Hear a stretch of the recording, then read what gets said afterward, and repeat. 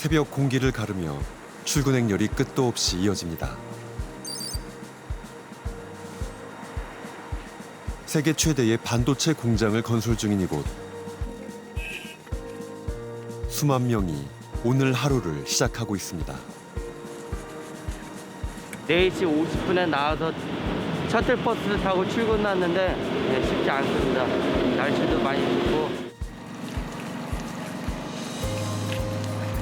경기가 많이 힘들다는 얘기 많이 나오기도 하고 고단하고 힘은 들었어도 나름대로 보람 있는 한 해가 아닌가 싶고요. 많이 어려울 것 같아요. 불안기고 그리고 그 세계적인 추세고.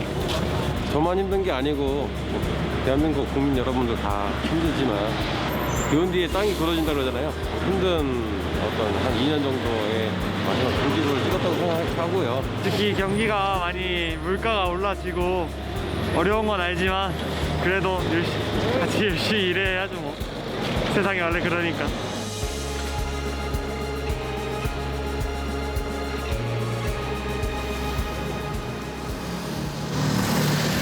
이른 새벽 일제히 일터로 나가는 인파.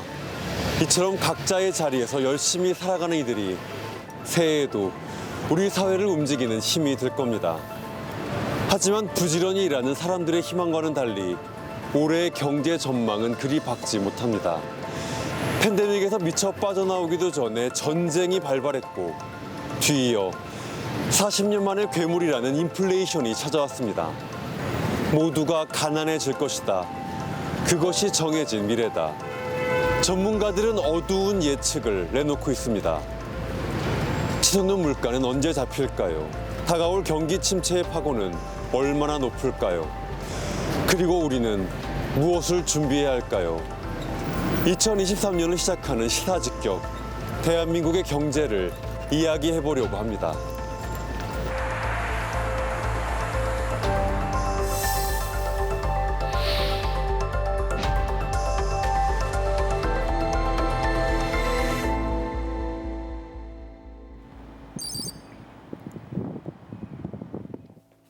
밤 9시, 상수 씨가 일하러 갈 준비를 합니다.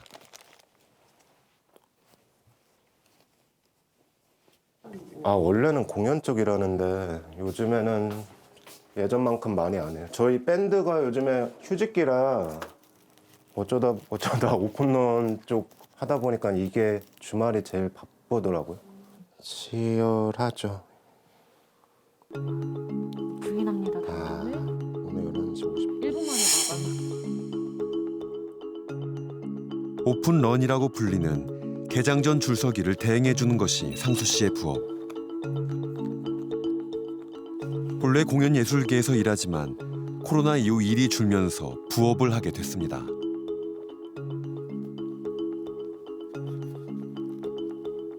먹고 가야 돼요. 밤에 거기 압구정 거기는 먹을 데가 별로 없어요. 거기는 김밥집도 없어요. 편의점 음식 지겨워서. 좀 날씨 따뜻하면 그냥 김밥 같은 거 좀 데워서 갖고 와서 먹어도 되잖아요. 근데 지금 날씨에 먹으면 김밥이 얼을 거예요. 유난히 추운 이번 겨울. 오늘 춥잖아요. 그래서 지금 두 개씩.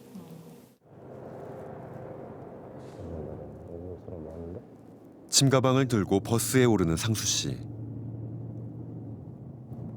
수시로 줄서기 구인 채팅방을 확인합니다. 처음에는 명품으로 시작한 게 아니라 유명한 대치동 학원가 등록줄부터 시작해서 병원 줄서기, 신발 한정판이나 와인 대리구매 이런 거 등등 여러 가지 많이 했었어요. 밤 10시 강남의 한 백화점 앞. 의뢰인한테 도착했다고 이제 인증 사진. 서둘러 왔지만 명품관 앞에는 벌써 5명이 먼저 자리를 잡고 있었습니다. 이렇게 깔아놓을까?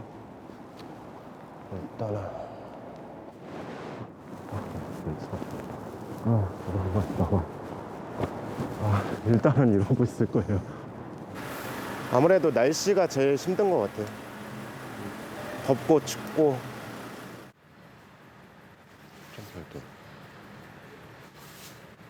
여기 매장 같은 경우는 아침 10시에 패드로 번호 등록을 해요. 이름이랑 번호랑 그 등록을 하면 입장 한 5분 전에 문자나 카카오톡으로 이렇게 입장하라고 이렇게 문자, 호출 문자가 오거든요. 입장 시간까지는 거의 12시간. 웅크린 채 겨울을 버티는 상수 씨. 예전 같으면 공연을 마치고 퇴근했을 주말 밤이 깊어갑니다. 다음 날 아침 안녕하세요. 여기 좀 드세요. 손 좀 넣어주세요. 손 지금 상태 완전 안 좋아요. 이게 근데 이거 붙인 것도 그렇고 여기도 다 지금 트신 거 아니에요? 이게 추워서. 오전 10시 반. 의료인과 만나 동반 입장을 하는 상수 씨. 개인당 구매 제한이 있는 브랜드라서 상수 씨 이름으로 대리 구매를 합니다. 이름을 빌려주면 추가로 인센티브를 받습니다. 이게 얼마짜리예요? 389만 원 선. 오늘 그러면 총 얼마 버신 거예요? 오늘 한 17만 원쯤? 오늘 그 번거 어떤 걸로 쓰실 거예요? 하도 빠져나간 분들이 많아서. 공과금에 생활비에. 그렇죠. 관리비 막 이런 거. 아 진짜 죽겠어요. 아주 물가는 오르고 임금은 안 오르고. 여기가 더 좋아져서 이거 본업만으로 생계를 유지할 수 있게 될 때까지 이 일을 계속할 거라고 합니다.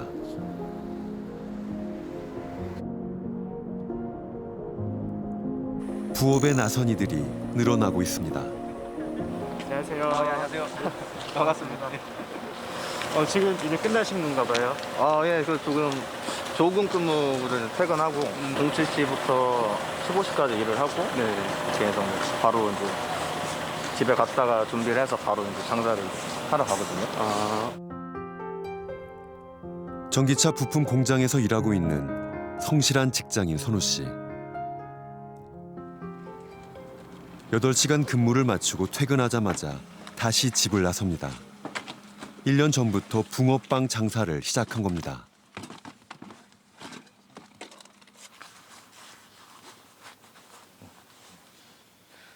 일단 보통 현금을 많이 이제 거기서 이제 붕어빵 하면서 물론 계좌이체도 많이 해주시는데 뭐 현금 결제를 많이 해주시니까. 봐도 돼요? 여기 보니까 네. 포스트잇으로 네. 이렇게. 일확천금을 노리지 말아요. 네. 사실 제가 작년에 이제 그 투자를 하다가 실패해가지고 그때 당시로 제가 투자한 금액이 거의 한 1억 정도 되고. 투자 안 하면 바보라는 분위기 속에서 대출도 받았습니다. 그 평균적으로 때 계산했을 때 제가 이 생활비도 있잖아요. 예. 생활비 포함해가지고 최소 제가 벌어야 될 돈이 450만 원이더라고요. 그럼 그 돈을 일단 무조건 벌어야 하잖아요. 붕어빵 장사로 아무리 못 벌어도 그래도 한 15만 원 정도는 벌어서. 회사에서 3교대 근무를 하는 선우 씨. 야간 근무가 잡히지 않는 한 매일 붕어빵을 팔러 나옵니다.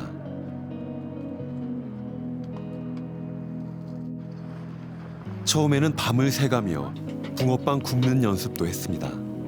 피자 붕어빵 진짜 맛있어요. 서비스로 주셨는데 진짜 맛있어요. 서비스로 줄게요. 대박, 감사합니다. 화장실 갈 시간도 없이 7시간쯤 꼬박 서서 해야 하는 일. 사장님 저녁은 어떻게 드세요 여기서? 저녁은 솔직히 말하면 못 먹고 저녁은 이때 못 먹고 이제 다 정리하고 반죽이 떨어졌을 때 오뎅이 좀 나오면 오뎅 몇 개를 넣어서 오뎅이랑 또 뭐 한두 개 남은 뭐 붕어빵 이렇게 먹을 때 있고. 새벽 1시까지 붕어빵을 팔고 6시에 일어나 다시 출근하는 삶. 할 수 있는 건 모든 걸 다 했던 것 같아요. 이거 출퇴근할 때도 항상 버스를 이용했었고 햄버거가 먹고 싶으면 뭐 그런 거 있잖아요. 포인트 같은 거 모아가지고 나머지는 다 이제 나머지 지출은 다 이제 필요없는 쓸것 같아요. 지출은 필사적으로 줄이고 일은 최대한 늘리는 시대. 월급만으로는 생활이 어려워진 이들이 부업에 뛰어들고 있습니다. 지난해 부업자는 역대 최고치인 54만 7천 명에 달했습니다. 그중 약 70%가 가장인 것으로 분석됐습니다. 부업으로도 부족한 가장들은 더 많이 일할 곳을 찾아 아예 이직했습니다. 5시 34분이야. 영하 6도. 보통 이 시간에 출근하시는 거예요? 예, 지금 요 정도 나가야 6시에는 현장 도착하는데 숙소에서 보통 한 5시, 새벽 5시 정도 나와요. 반도체 공장 건설 현장으로 향하는 작업자들. 하루 6만 명에 달한다는 이 인파 속에 상진 씨도 합류했습니다. 벌써 6개월이 다 됐습니다. 원래도 약간 이렇게 현장 일 하셨던. 아니요, 이런 일은 진짜 20살 때 친구랑 아르바이트로 노가다 용돈 벌려고 한 일주일 했던 거 외에는 아예 없죠.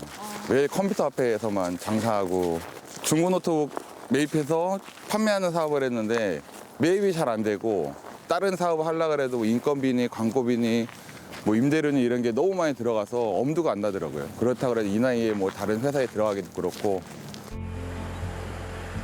본업으로 돌아갈 수 있을 때까지 강도 높게 일할 곳을 찾다가 이곳으로 왔습니다.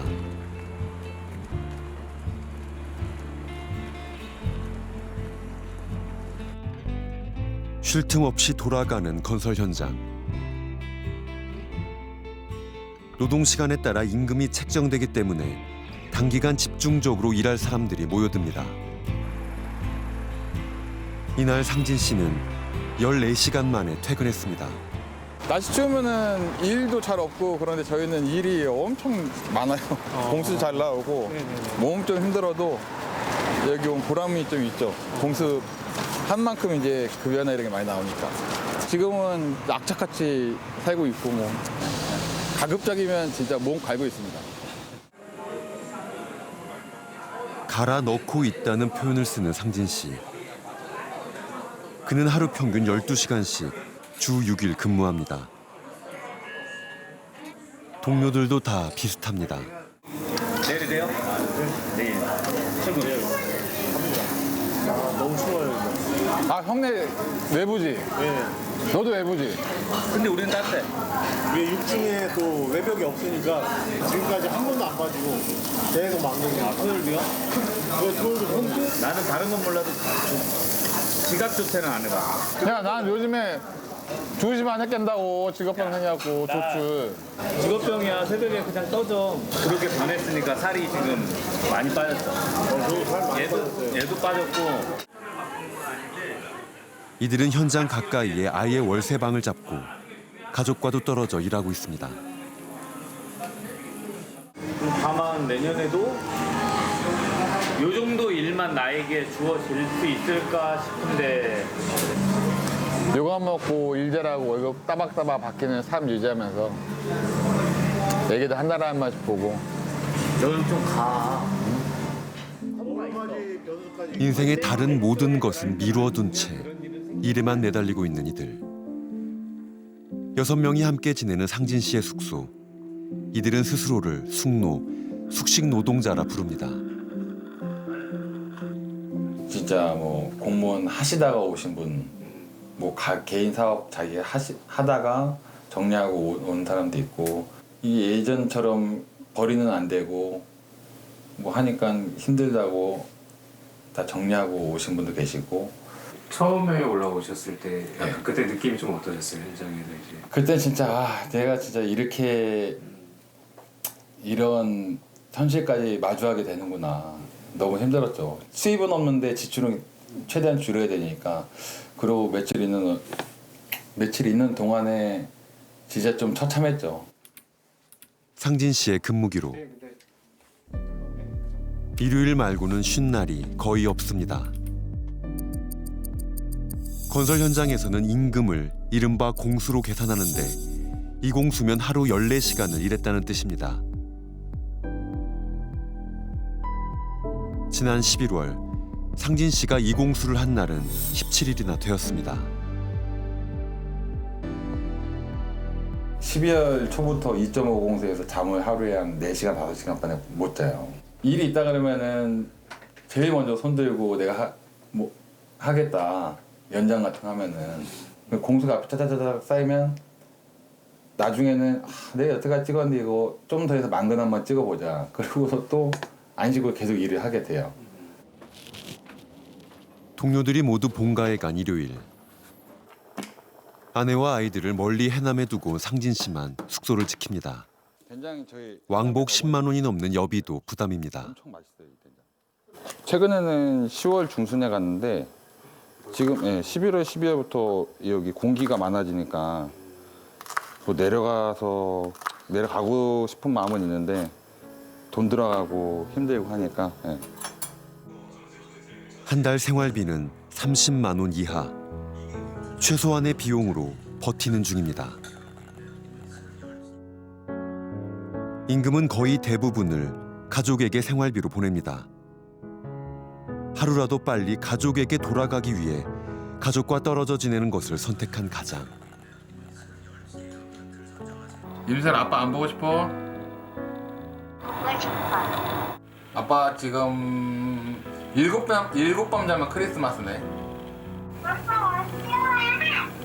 아빠 크리스마스 때 갈 건데. 크리스마스 때 갈 건데 크리스마스 선물 사갖고. 임미야 아빠 빨리빨리.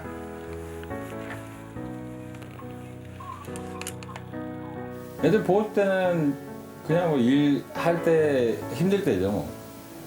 그때는 애들 생각하면서 그냥 이것도 다 금방 지나가겠지 하면 버티는 거고.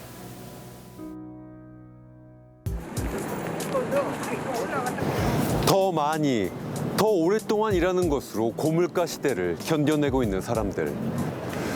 고용노동부 발표에 따르면 실질 임금은 7개월 연속 떨어졌습니다. 인플레이션 때문입니다.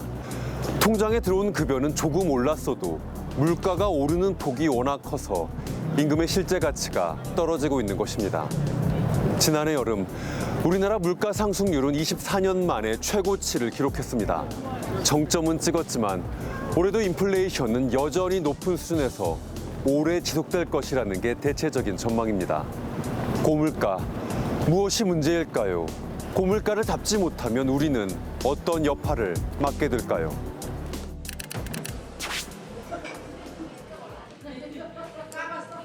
대표적인 서민 음식으로 불리는 짜장면. 하지만 요즘 짜장면마저 배신했다는 한탄이 나옵니다. 런치와 인플레이션을 합친 신조어 런치플레이션 때문입니다. 사실 고민이 많죠. 밥 한 끼 먹으려면 10,000원 이상 요새 무조건 나가니까 좀 도시락 싸와야 되나 싶기도 하고. 나오면 10,000원 이상이니까 거의 뭐 체감상으로는 30-40% 정도 늘어난 것 같긴 해요. 결국 짜장면 값도 1,000원 이상 올랐습니다. 어쩔 수 없이 1,000원씩 올렸어요. 안 올리고 싶었는데 밀가루 값이 너무 많이 오르니까 사실 저는 재료비를 지금도 너무 그러니까 항상 거기 뭐 수시로 올린다는 말이 써 있어요. 그러니까 그걸 안 봐. 그러니까 재료비가 얼마인지 얼마 나가는지 이런 걸 보고 싶지가 않은 거예요. 30년 만에 최대치를 기록한 외식 물가 상승률. 그중에서도 짜장면이 가장 많이 올랐습니다. 짜장면에 들어가는 식자재가 안 오른 것 없이 모두 올랐다고 합니다. 체감상 40%가 올랐다는 재료비.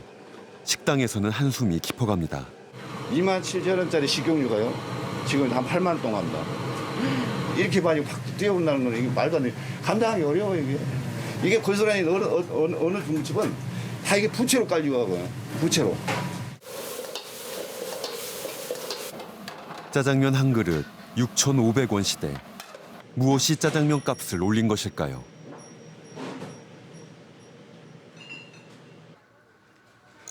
매주 물가 동향을 조사하는 한 연구원을 따라가 보았습니다. 밀가루 같은 경우는 1kg 기준으로 저희가 조사하고 있는데 1,290원에서 1,880원으로 현재 그렇게 해서 저희 조사 품목 대상으로 45.7% 오른 가격으로 확인되었습니다. 밀가루 경우 100% 미국 호주산. 그래서 국제 곡물 가격이 오를수록 저희가 영향을 받을 수밖에 없는 구조인 겁니다. 식용유도 보시면은 콩 100% 외국산 미국, 브라질, 파라과이 등이라고 되어 있는데 작년에는 4,090원에서 올해 5,200원으로 해서 전년 대비 27.1% 해서 밀가루 다음으로 가장 많이 오른 품목으로 확인되었습니다. 국제 곡물 가격에 직접적인 영향을 받는 밀가루와 식용유, 즉 수입 가공식품들이 가장 큰 폭으로 오르고 짜장면에 들어가는 돼지고기, 감자, 양파 등 모든 농축산물 가격도 줄줄이 올랐습니다.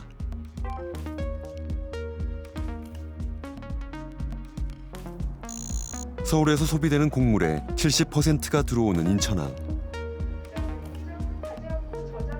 러시아 우크라이나 전쟁이 지속되면서 올해에도 국제 곡물 가격은 변동성이 심할 것이라 예상되고 있습니다.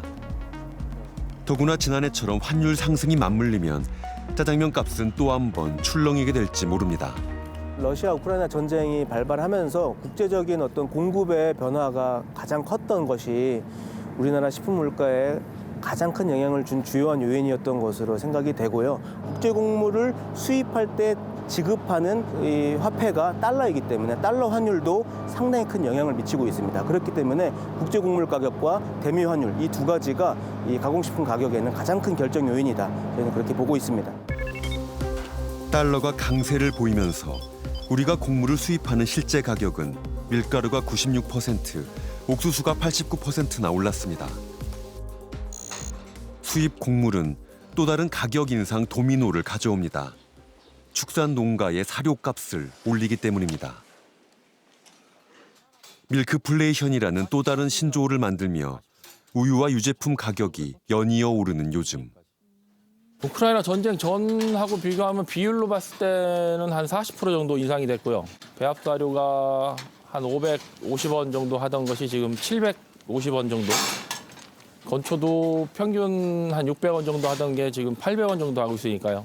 그러니까 1리터를 생산하기 위해서 소가 700원 정도를 먹었다면 지금은 한 900원, 950원 정도?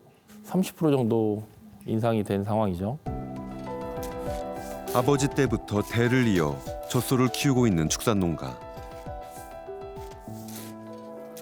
언젠가 아들에게도 가업을 물려주는 것이 꿈이었는데 근심만 늘어가고 있습니다. 매일같이 날이 비가 오던 눈이 오던 새벽 5시에 일어나서 일을 하고 있는 상황이죠. 아들이 성장했을 때 그때 일을 했으면 좋겠다 라는 항상 기대가 있었는데 지금은 그 기대가 너무 꺾여서 안타깝네요.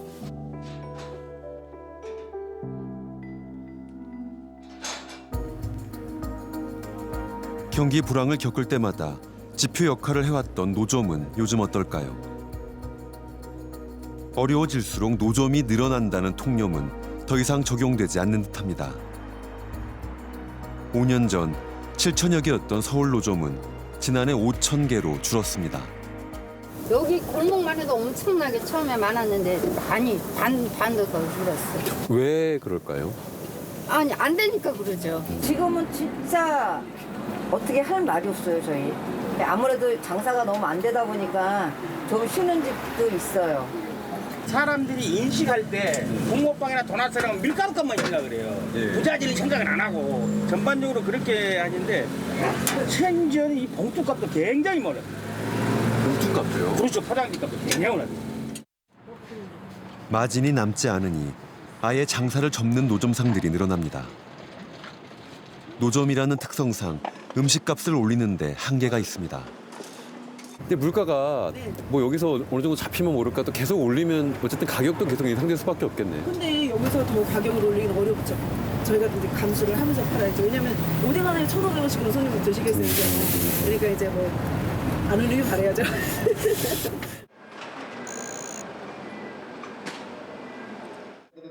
인플레이션과 함께 경기 침체가 시작되면서 역설적인 광경도 나타납니다. 가격이 오히려 떨어졌다는 농산물 도매시장. 뭐 귤이나 이런 것도 지금 맛들은 어느 정도 다 잘 나오는데 시세 형성이 잘 안 돼요. 코로나 때는 지원금이나 이런 것들이 많이 풀려가지고 쓸 돈이 좀 있었잖아요. 근데 지금은 알다시피 뭐 경기적으로 너무 안 좋고 이자 비용도 너무 크고 그러니까는 쓸 돈이 별로 없네요. 일찌감치 들어가 할 일인데 그 전보다도 일이 많이 없어요. 근데 손님들이 장사가 안 되니까 세일만 많이 해요. 세일만. 소비 혹한기. 지난해 김장을 아예 포기한 가정이 역대 최대치를 기록했고 결국 배추가 남아돌게 됐습니다.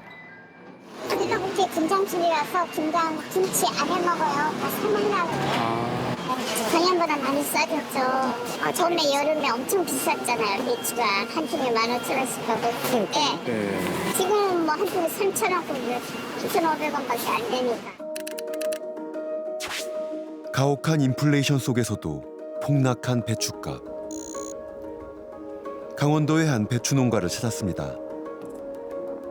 8월에 심어 키운 배추가 수확 시기를 넘긴 채 겨울을 맞고 있습니다.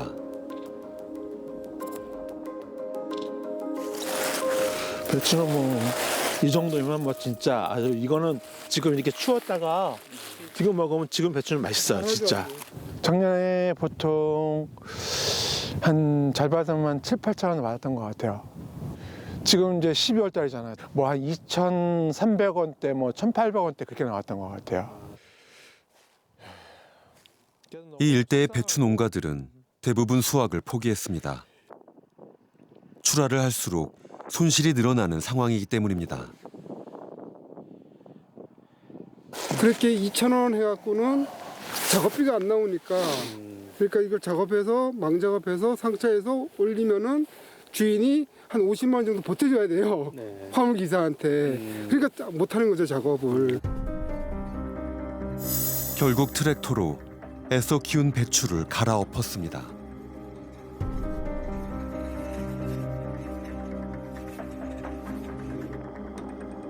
날씨나 수요 변화에 빨리 대처할 수 없는 농산물.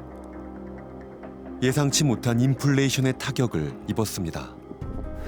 올해 잘 되어야지만 내년을 기약하고 내년에도 어떤 기대를 가지고 농사를 짓는 건데 올해 농사여서 뭐 배추가 못 받고 무가 못 받으면 힘들죠. 빚내서 지는 거예요.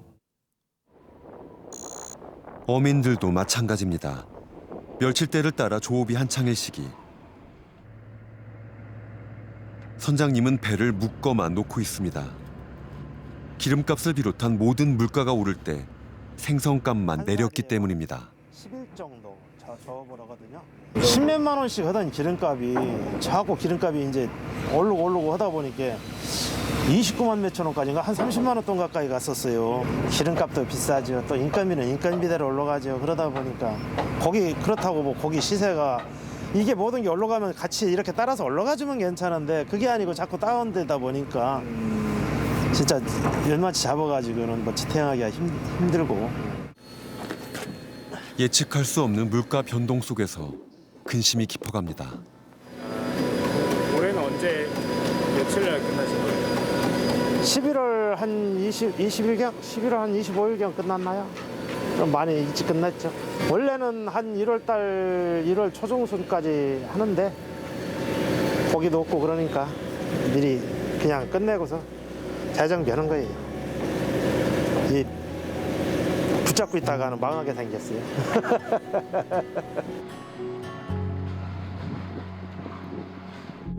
지난 40년 전 세계는 저물가와 저금리가 당연하게 느껴지던 시기를 보냈습니다.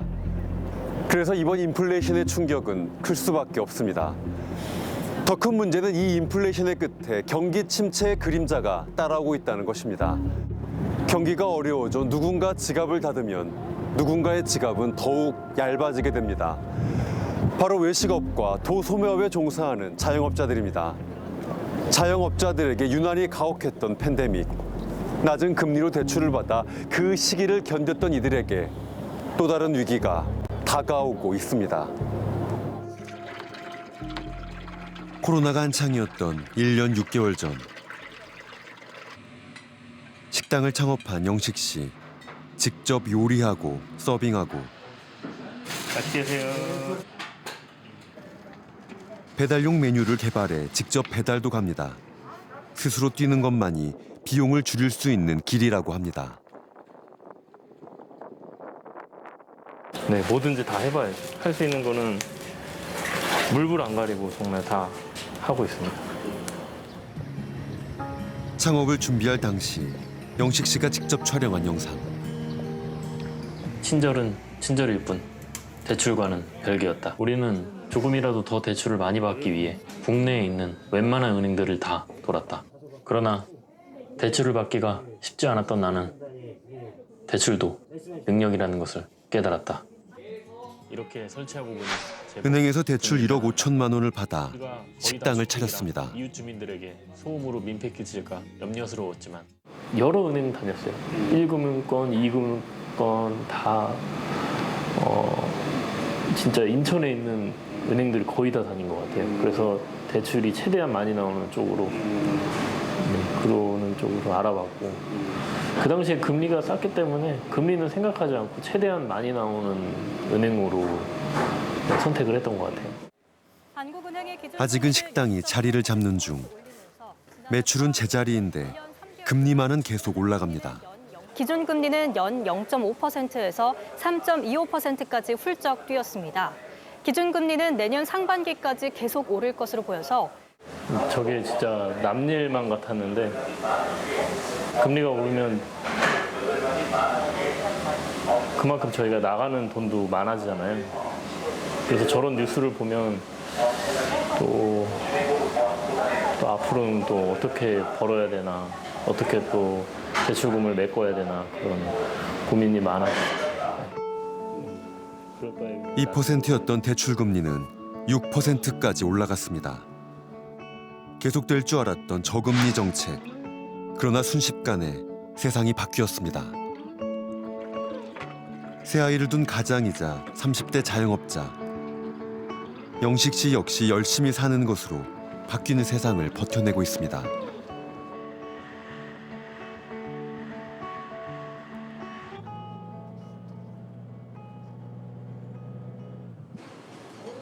코로나 이전 외국인 관광객이 주 고객이었다는 식당. 손님이 뚝 끊기면서 매출이 10분의 1로 내려앉는 고통을 겪었습니다. 하지만 새로운 설비에 투자하고 신메뉴도 내놓으면서 회복하기 위해 안간힘을 쓰고 있습니다. 나름대로 열심히 노력하고 또 신 장비도 도입해서 또 메뉴도 리뉴얼하고 등등 해가지고 많이 버텼죠. 지금 가계로만 따지면 대출이 한 1억 5천 그 정도 있는 것 같아요. 다시 일어서기 위해 받은 대출. 그러나 이자가 무섭게 오르고 있습니다. 이제 돈이 빠져나가는데 한 150만 원 정도만 넣어놓으면 됐었거든요, 여태. 근데 150만 원 넣어놨더니 제로가 뜬 거예요. 그래서 10만 원을 더 넣었어요. 근데 또 제로가 뜨더라고요. 그리고 20만 원을 넣어놨더니 이제 그게 됐더라고요. 통장을 확인할 때마다 가슴이 철렁한다는 안 사장님. 정들었던 직원들을 일부 내보내고 아내와 함께 식당을 꾸려가고 있습니다. 인건비, 재료비, 공과금 안 오르는 거 없이 오르면서 이웃에는 폐업하는 가게들이 늘고 있습니다. 여기 빈 점포들이 6개월, 1년씩 된 점포들이 되게 많이 있어요. 이게 처음에 계약할 때 빈 상태에서 들어왔잖아요. 그리고 자기가 본인이 이제 인테리어를 하고 다 했잖아요. 원래대로 해놓고 나가라. 들고 나가라. 네. 그럼 다 뽀개가지고 버리고 다 해서 나가야 돼요. 뭐 그런 경우를 보면 가슴이 아프죠. 수도권의 한 패션거리. 한때 중앙통이라 불리며 붐볐던 이곳에 최근 공실이 늘고 있습니다. 상권 자체가 중간중간에 빠진 거예요. 이가 빠지듯이. 이가 빠졌다는 얘기는 어떤 거냐면요. 상권이 단절된다는 의미예요. 왜? 상권이 연장선이 있으면 사람들이 갈 수가 있는데 그런데 어두운 곳이 하나 끼잖아요. 거기서 멈춰버리던가 길을 바꾼다는 얘기예요. 12월 한 달 동안 문 닫은 가게만 5곳. 이러다 상권 전체가 고사하는 것은 아닌지 남은 이들도 걱정합니다. 일단은 판매하는 소상공인들 자체가 수익이 있어야지 매장 임대료나 이걸 해결할 수가 있어요. 그러니까 수익이 발생이 안 되니까 어떻게 돼요? 기존에 갖고 있던 보증금마저도 다 까먹고서 어쩔 수 없이 나가게 되는 거예요. 이 거리에 있는 한 화장품 가게.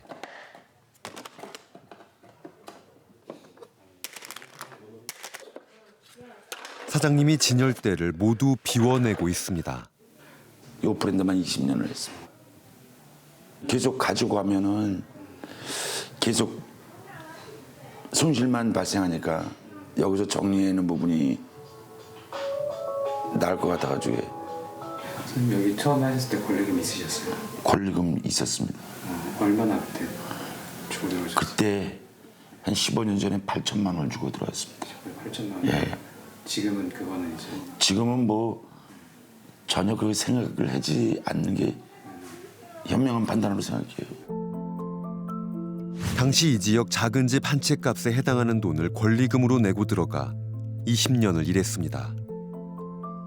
매장이 사람으로 꽉 찬 때도 있었습니다.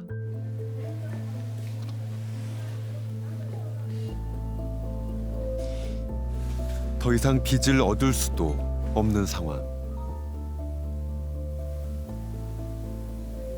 정 들었던 어떤 그런 건데 상황이 이렇다 보니까 마음이 아프죠. 자영업을 한 37년 정도 해봤지만 지금 코로나 시기보다 더 어려운 시기 같아요. 코로나의 긴 터널을 빠져나온 자영업자들이 또 한 번 고비에 섰습니다.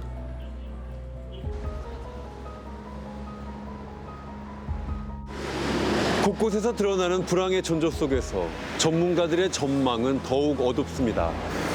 본격적인 경기 침체는 아직 시작도 하지 않았다는 겁니다. 올 상반기 만기가 도래하는 회사채가 53조라고 합니다. 이 빚을 갚지 못하면 어떤 일이 일어날까요? 그때부터 진짜 침체가 시작될지 모른다고 전문가들은 우려합니다. 기업이 타격을 입는 것 자체도 문제지만 기업의 위기는 국민의 일자리와 직결되기 때문입니다.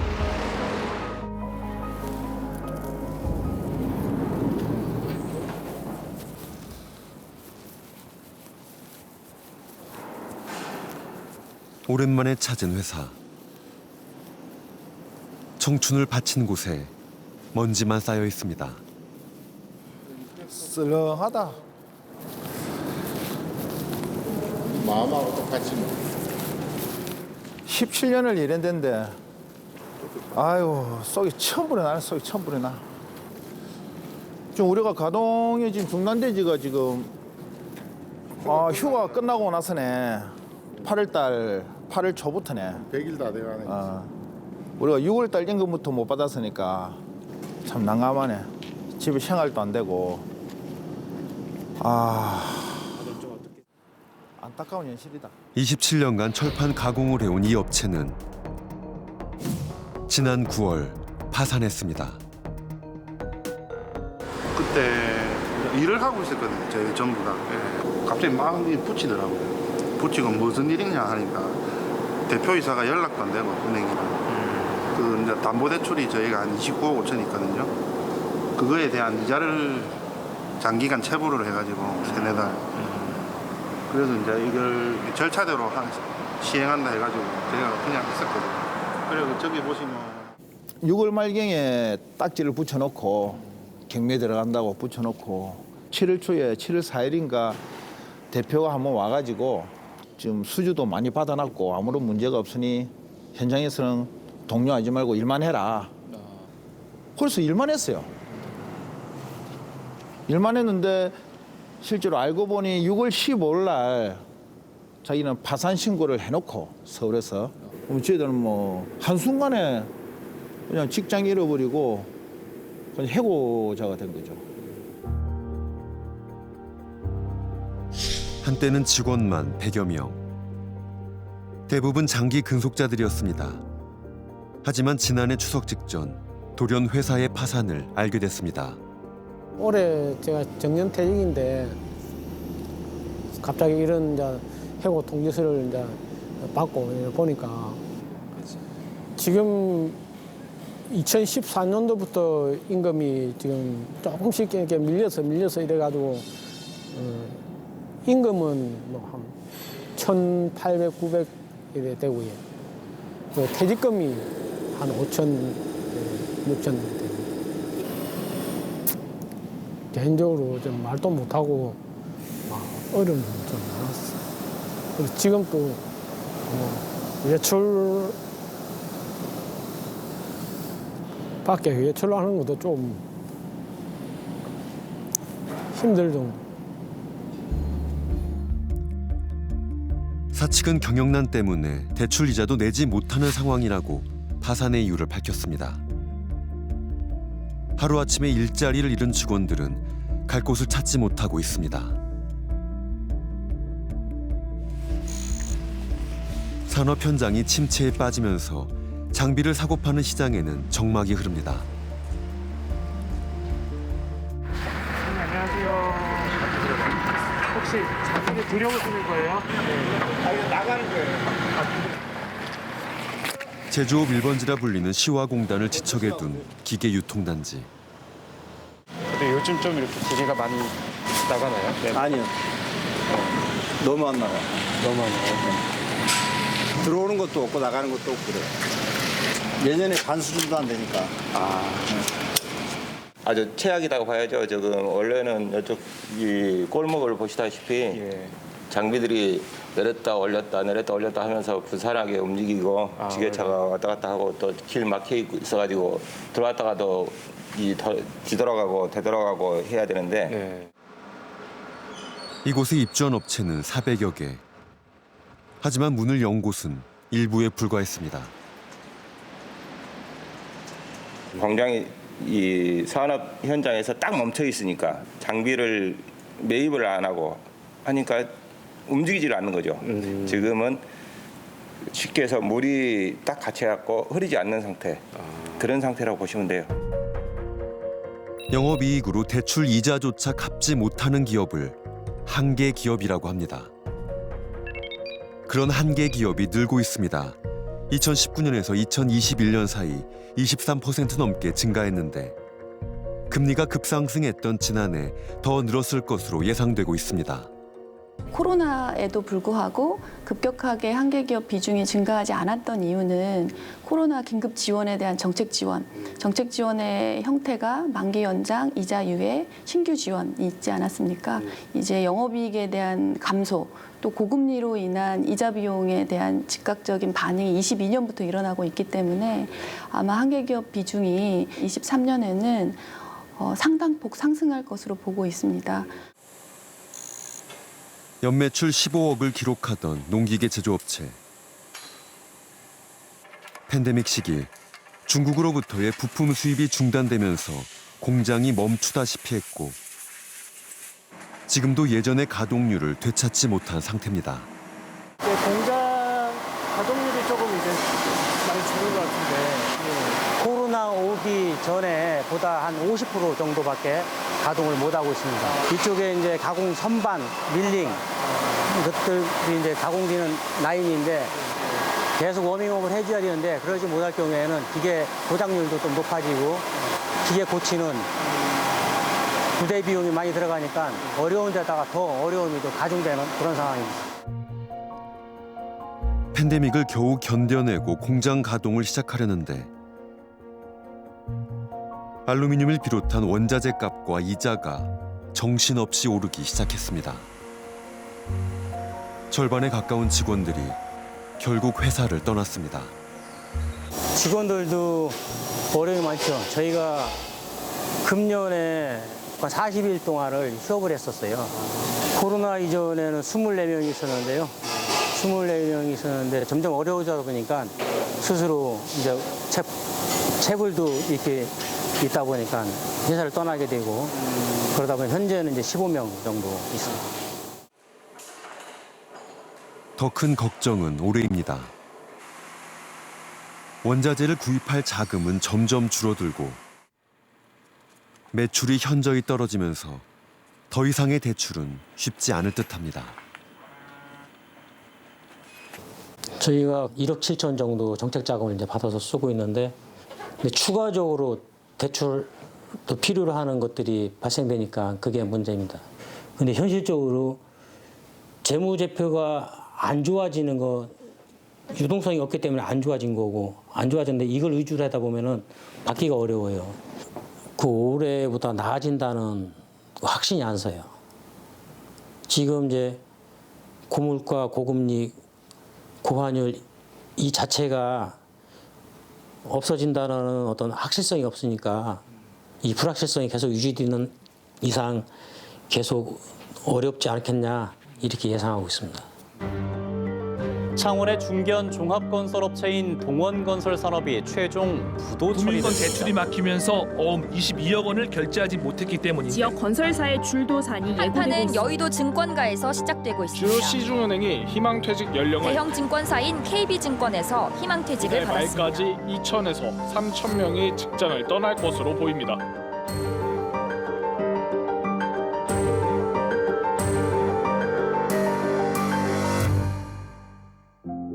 금융권을 시작으로 희망퇴직 소식이 들려오고 있습니다.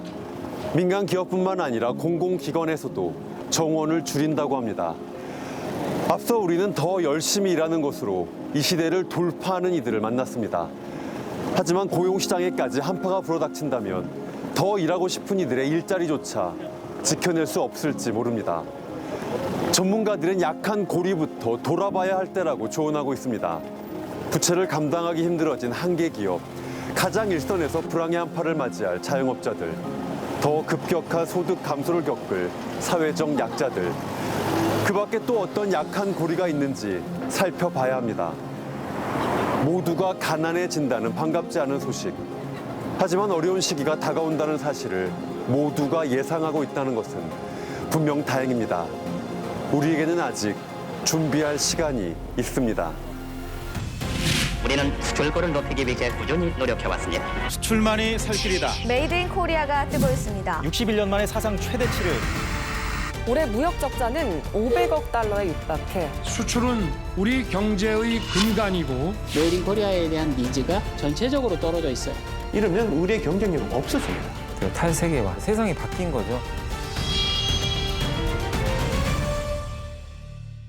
땀 흘려서 농사 지은 만큼 인정받는 그런 세상이 되었으면. 물가가 좀 안정됐으면 라는 생각, 그런 재료비나 이런 거 많이 안정됐으면 하는 바람이죠.